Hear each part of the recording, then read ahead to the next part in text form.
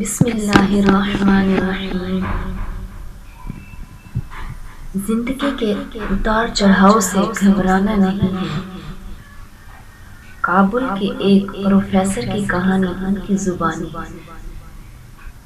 پڑھنے کے لیے پاس اتنے پیسے نہیں تھے، اس لیے زمین فروخت کر کے پڑھا۔ فوراً سے PhD کر لی۔ واپس کابل آیا، سوچ رہا تھا اتنا سارا پڑھ لیا ہے، اب تو صدر کے بعد سب سے بڑی کرسی مجھے ملے گی۔ کافی عرصہ نوکری کے لیے دفتروں کی خاک چھانی، نوکری نہیں ملی۔ کچھ تو کرنا تھا، اس لیے ایک کار سروس اسٹیشن کھولا۔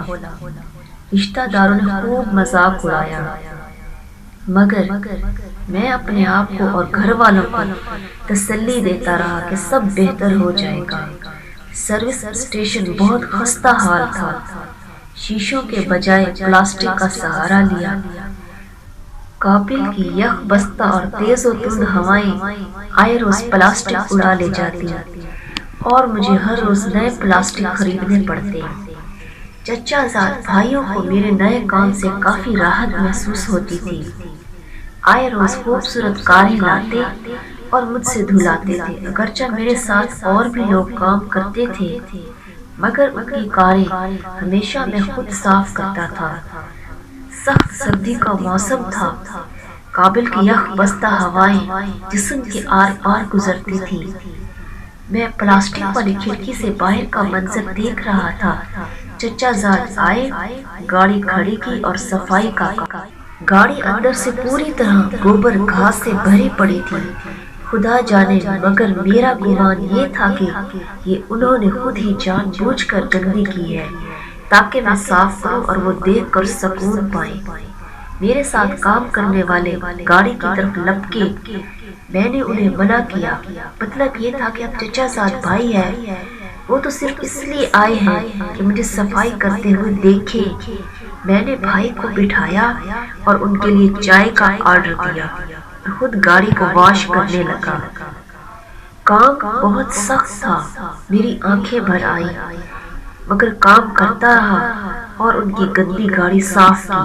چچا زاد بھائی چائے کا کپ ہاتھ میں پکڑے باہر آئے اور کہا، اچھی طرح صاف کرنا۔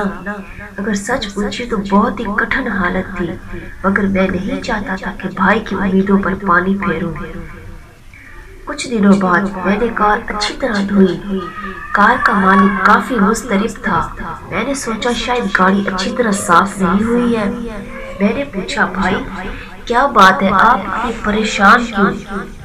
انہوں نے کہا، میں طالب علم ہوں اور میرا امتحان ہے۔ عجیب بات یہ تھی کہ وہ معاشیات کا طالب علم تھا اور دوسری طرف میں نے معاشیات میں PhD کر رکھی تھی۔ میں نے پوچھا، کس مضمون کا پرچہ ہے؟ انہوں نے کہا، اکاؤنٹنگ۔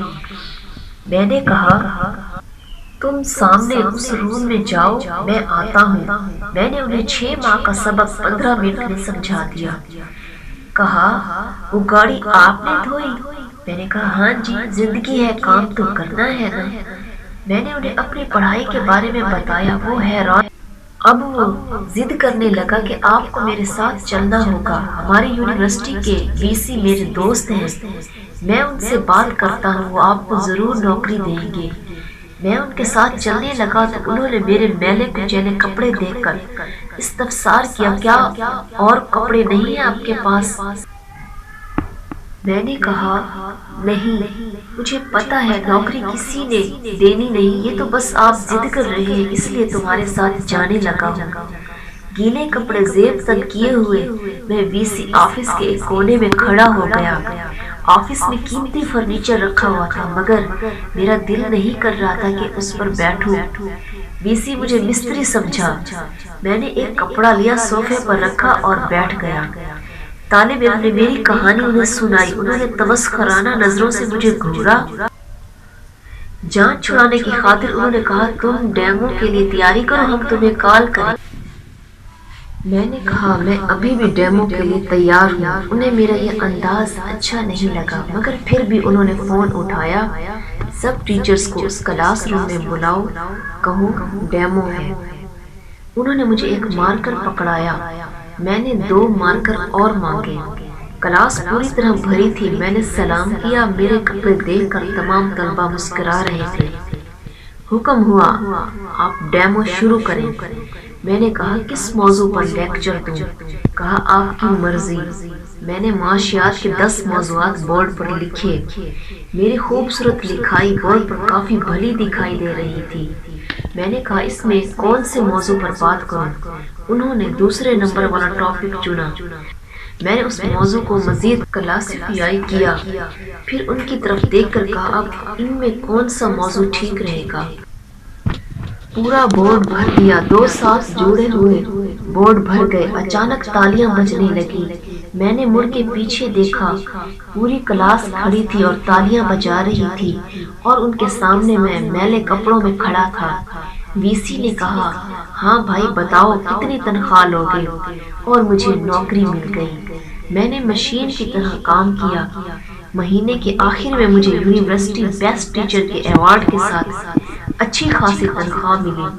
سب سے زیادہ تنخواہ اس یونیورسٹی میں 50,000 افغانی تھی، پر مجھے 1,20,000 پر رکھ لیا گیا۔ اس کے بعد امریکہ یونیورسٹی، فنانس منسٹری، بین الاقوامی کانفرنسوں اور دنیا کی کئی یونیورسٹیوں میں کام کرنے کے مواقع ملے۔ میری سروس اسٹیشن کا 1 سال کانٹریکٹ ابھی ختم نہیں ہوا تھا اور میں نے 30 ممالک دیکھ لیے۔ میں آج بھی اپنے چچا زادوں کے ساتھ نیک برتاؤ کرتا ہوں۔ وہ بھی میرا بہت احترام کرتے ہیں اور نام کے ساتھ صاحب ضرور کہتے ہیں۔ میں خدا سے خوش ہوں۔ زندگی کے سامنے کبھی ہتھیار مت ڈالیں۔ زندگی کے بہت سارے جوہد ہیں، ہمیشہ آنے والے کل کے لیے پر امید رہیں۔ کبھی کوئی کام کرتے ہوئے شرماتے نہیں۔ زندگی میں کوئی کام چھوٹا اور بڑا نہیں ہوتا، البتہ کام کے طریقے چھوٹے اور بڑے ضرور ہوتے ہیں۔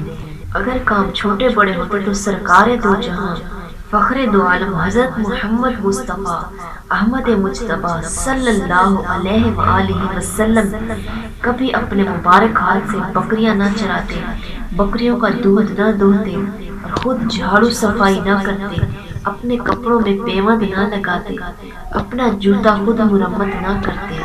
اس لیے ہمیں ہمت نہیں ہارنی چاہیے۔